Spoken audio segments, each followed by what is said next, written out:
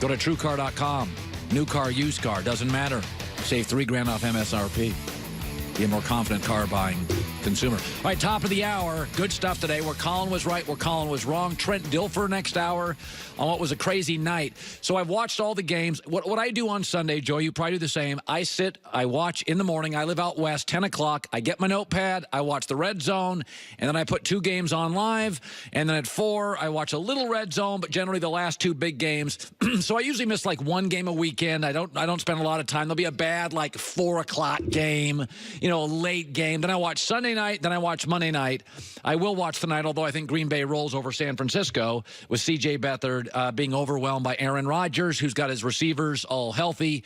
But I've watched every team play, virtually every game except a handful. And my conclusion is we've got, to me, 9 teams that feel like they can string together multiple playoff wins and win the Super Bowl. I think New England, Pittsburgh, Baltimore, Kansas City, and the Chargers in the AFC can string together multiple wins against good teams and win the Super Bowl.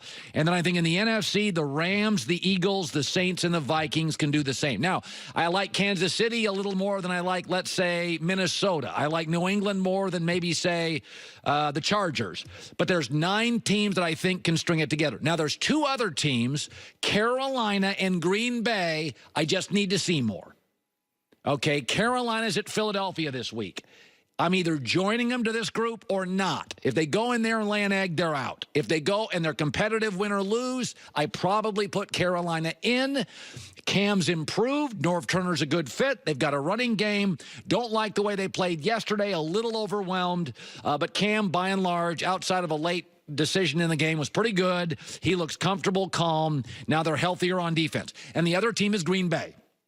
My gut feeling on Green Bay is I'm not going to include them. But if they're good tonight, they got a bye in a couple of weeks. Then they go to the Rams, to the Patriots. And if they chop it up and look pretty good, win or lose, they chop it up and go to L.A. and New England. They win competitive. They lose competitive. So I got 9 teams that I think look like they can win multiple games against good teams to win the Super Bowl. 2 more, Carolina, Green Bay, are close. I need to see more.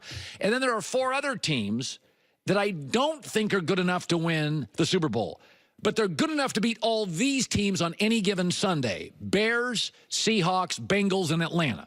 Now, I don't see them going back. I don't see Cincinnati going to Foxborough, and then like to the Chargers, and then to Pittsburgh. And I don't. But I think they could beat all those teams on any given Sunday. So the way to win a Super Bowl here isn't about just being talented. It's about being consistently, sustainably excellent. Got to win a road game in the playoffs. Got to win a home game or 2. Got to win the Super Bowl. So I think the Bears, Seahawks, Bengals, Falcons lack the consistency, maybe the depth, the star power at coach or quarterback. So of all those teams combined, my 9 plus Green Bay, Carolina plus these 4 is 15-32. It's half the league. That's half the league. NBA's got 2 teams this year I think can win it, maybe 3. Baseball, you look around, it's about 6. I think half the league is in the conversation. They can beat anybody, they can string together wins, or they're damn close.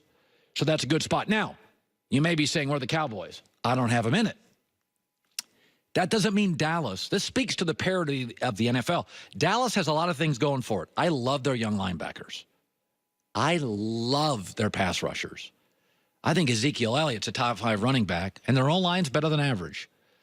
Dallas is not a bad team.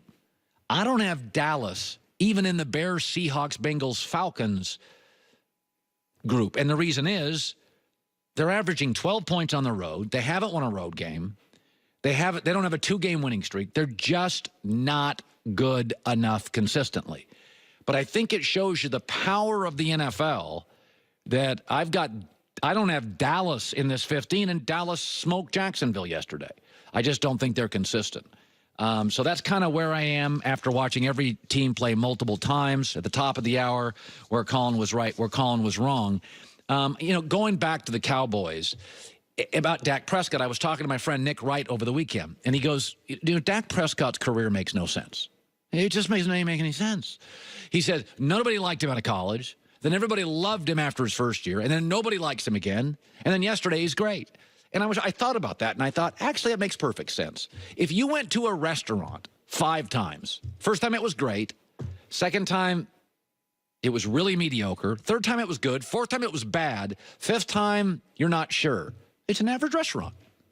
It's just an average restaurant. There's 8,000 restaurants, in your area code.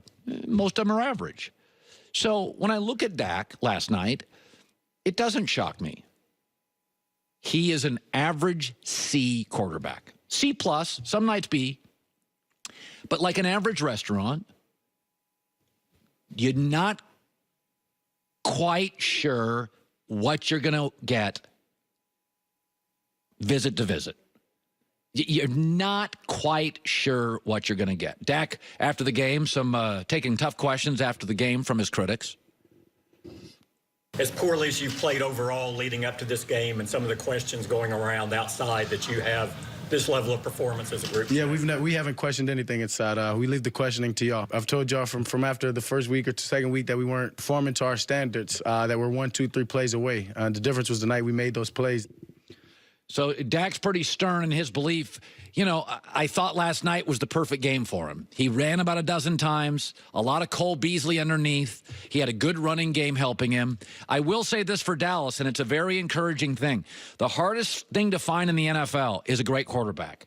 I could argue the second hardest thing to find in this league are great pass rushers, and Dallas has drafted linebackers and pass rushers extraordinarily well.